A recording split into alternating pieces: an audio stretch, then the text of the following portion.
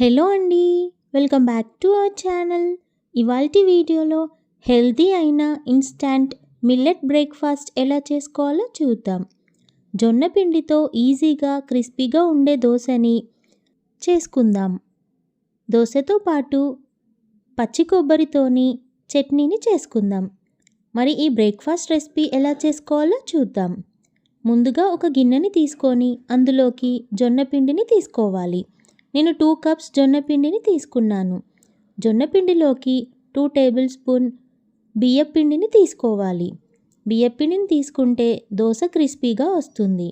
అలాగే 2 table spoon upma రవ్వని తీసుకోవాలి. టేస్ట్కి తగినంతగా సాల్ట్ని వేసుకోండి. నేను 1 టేబుల్ స్పూన్ వేసుకున్నాను.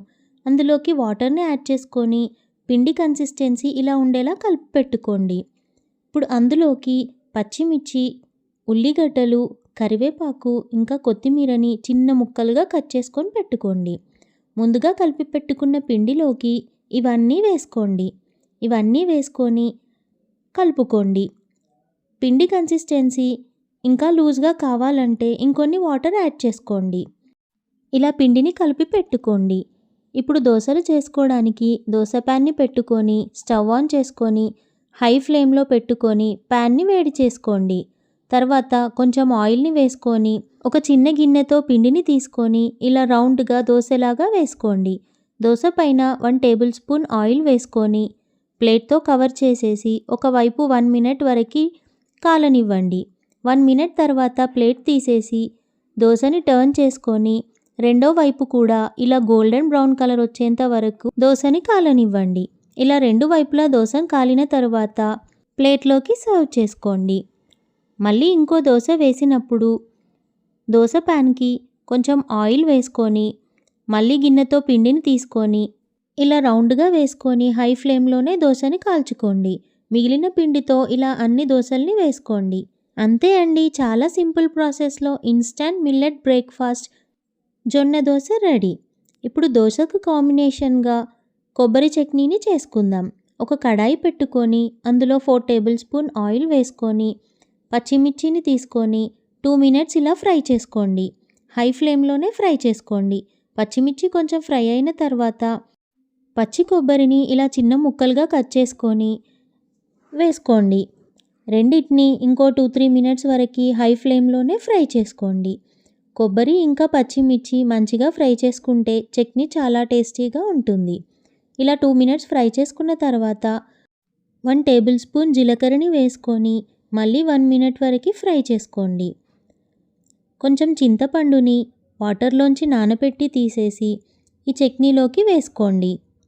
ఇలా వేసుకున్న తర్వాత మళ్ళీ ఒక 1 మినిట్ వరకు హై ఫ్లేమ్లోనే ఫ్రై చేసుకోండి. 1 టేబుల్ స్పూన్ ధనియాలు వేసుకొని 1 టీ స్పూన్ పసుపుని వేసుకోండి. ఇప్పుడు మళ్ళీ హై ఫ్లేమ్లో మొత్తం కలుపుకోండి. ఇలా 2-3 మినిట్స్ హై ఫ్లేమ్లోనే ఫ్రై చేసుకోండి. తర్వాత కొన్ని ఎల్లిపాయల్ని ఇందులో వేసుకొని కలుపుకోండి. ఎల్లిపాయలు వేసుకొని 2 మినిట్స్ వరకు ఫ్రై చేసుకున్న తర్వాత స్టవ్ ఆఫ్ చేసుకొని మొత్తం చల్లారనివ్వండి. ఇది పూర్తిగా చల్లారిన తర్వాతనే వీటిని మిక్సీ జార్లోకి తీసుకొని గ్రైండ్ చేసుకోవాలి. మిక్సీ జార్లో కంటే రోట్లోకి తీసుకొని రుబ్బుకుంటే ఈ కొబ్బరి చట్నీ చాలా అంటే చాలా టేస్టీగా ఉంటుంది. ఒకసారి అలా ట్రై చేసి చూడండి. ఫ్రై చేసుకున్నది మొత్తం మిక్సీ జార్లోకి తీసుకున్న తర్వాత మీ టేస్ట్కి తగినంతగా సాల్ట్ని వేసుకోండి. నేను 1 టేబుల్ స్పూన్ సాల్ట్ వేసుకున్నాను. సాల్ట్ వేసుకున్న తర్వాత కొన్ని వాటర్ని యాడ్ చేసుకొని ఇలా బరకగా గ్రైండ్ చేసుకోండి. గ్రైండ్ చేసుకున్న ఈ చట్నీకి పోపును వేసుకుంటే టేస్ట్ బాగుంటుంది.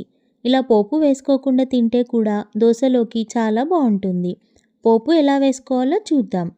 మళ్ళీ కడాయి పెట్టుకొని స్టవ్ ఆన్ చేసుకొని 2 టేబుల్ స్పూన్ ఆయిల్ వేసుకొని ఆయిల్ వేడైన తర్వాత 1 టేబుల్ స్పూన్ జీలకర్ర, 1 టేబుల్ స్పూన్ ఆవాలు వేసుకొని అవి వేడైన తర్వాత 5-6 ఎండుమిర్చిని వేసుకొని 1 టీ స్పూన్ పసుపు వేసుకొని కొన్ని కరివేపాకులు వేసుకొని స్టవ్ ఆఫ్ చేసుకొని ముందుగా గ్రైండ్ చేసి పెట్టుకున్న కొబ్బరి చట్నీలోకి ఈ పోపుని వేసుకోండి.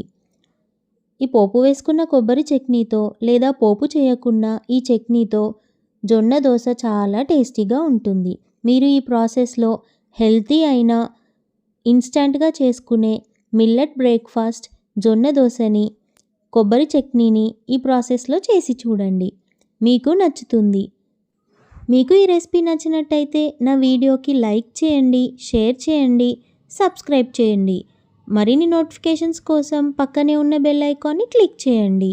Thank you for watching.